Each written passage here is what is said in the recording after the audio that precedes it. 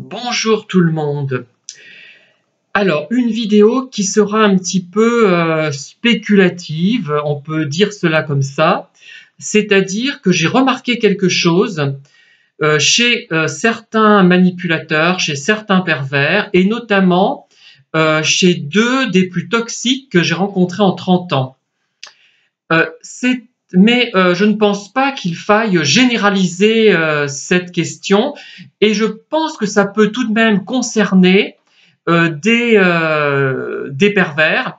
Mais moi, vous le savez, je suis attiré par un certain type de pervers. Enfin, si on peut dire, je ne suis pas attiré, mais je suis attiré par un certain type de personnes, des gens qui vont se poser des questions, qui vont lire, qui vont avoir un côté intellectuel, sans être pour autant forcément plus intelligents que les autres. On confond le côté intellectuel et intelligent, c'est-à-dire qu'il y a des gens qui, sans avoir une intelligence exceptionnelle, vont se poser beaucoup de questions et tenter d'y répondre, d'ailleurs, plus ou moins, hein, ce qui est un peu mon cas, et d'autres qui seront beaucoup plus intelligents, se poseront des questions d'un autre ordre, feront avec leur intelligence des choses qui, moi, ne m'attirent pas, donc je ne vais pas forcément les rencontrer et être attiré par ce type de manipulateur.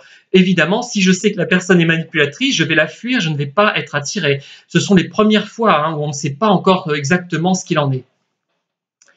Alors, première chose, il y a un intérêt pour le vocabulaire rare, les mots qui ne sont pas courants.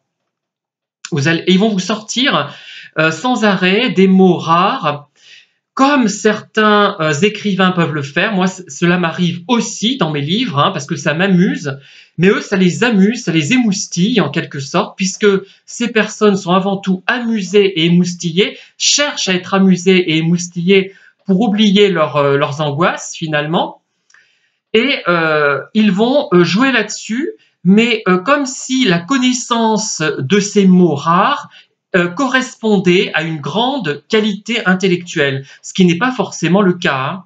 Par exemple, moi j'avais trouvé un mot ancien qui est éplapourdi. Voilà, je m'amusais à l'utiliser, mais eux ce n'est pas ça. Dire que leur conversation va se résumer à ça sur le plan littéraire dans certains cas. Alors, deuxième chose aussi que j'ai remarqué, c'est qu'ils vont s'intéresser à des écrits psychologiques, philosophiques, de la psychosociale aussi, hein, et par exemple, rappelez-vous de celui qui me citait souvent la phrase de Machiavel, hein, on ne sort de l'ambiguïté qu'à son détriment. C'était un des plus importants que j'ai rencontré, un des plus caractéristiques comme pervers. J'ai pensé à un moment donné qu'il était peut-être autiste Asperger, mais bon, c'est une hypothèse que je n'ai pas retenue. Alors en fait, ils vont avoir cet intérêt philosophique, mais ce sont toujours des, comment dire, quand ils en parlent, on a l'impression soit qu'ils récitent une leçon apprise par cœur, avec une excellente mémoire, et on est estomaqué, mais c'est comme un magnétophone un peu, moi je trouve, hein. Ça fait un peu magnétophone.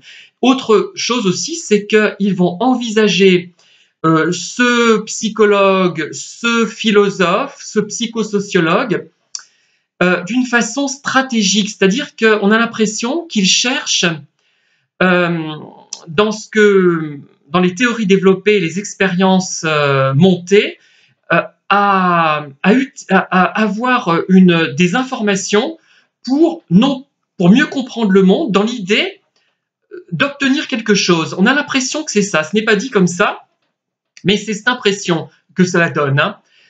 Et c'est très agaçant parce que dans ce qu'il raconte au niveau littéraire et au niveau philosophique, psychologique, psychosociologique, tout est dénué finalement de dimension humaine, émouvante, affective, bon, ce qui est bien pour les expériences scientifiques en psychosocial, mais la façon de le raconter peut différer, c'est-à-dire qu'on peut avoir conscience qu'il faut manier les variables quand on fait une expérimentation de façon rigoureuse, mais après on peut être émerveillé par l'expérimentation, le manifester avec de l'émotivité, enfin de l'émotion, voilà. Et eux, ce n'est pas le cas, c'est très curieux. Ils énoncent ces choses froidement. On ne sort de l'ambiguïté qu'à son détriment, enfin avec un petit sourire bête.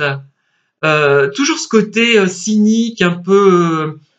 Tiens, c'est pour ça d'ailleurs que je n'aime plus du tout la série Chapeau melon et bottes de cuir. Il y avait ce côté-là, ça m'a agacé, maintenant ça m'agace. À l'âge adulte, je trouve ça malsain, je n'aime pas du tout cette série en fait maintenant. Alors que j'adorais ça quand j'étais plus jeune. Une fois que j'ai compris qu'il y avait quelque chose de dénué d'affect, enfin de distance, j'aime pas, enfin de distance mais systématique, hein, voilà. Voilà ce que je voulais vous dire. Donc le vocabulaire rare, mais utilisé en une fin en soi. C'est comme si la littérature se résumait à une liste de mots rares, peu utilisés, oubliés, même si des auteurs, comme moi par exemple, peuvent effectivement les utiliser.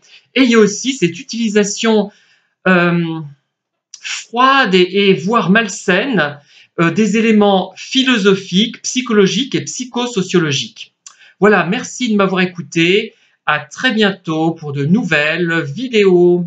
N'hésitez pas à liker, n'hésitez pas à diffuser la vidéo et à me faire part de vos commentaires qui me donneront peut-être de nouvelles idées, à savoir que j'en ai encore pas mal, mais je n'aurai pas le temps de toutes les utiliser avant la fin de l'année, ça c'est sûr, hein. Voilà, bonne journée, au revoir.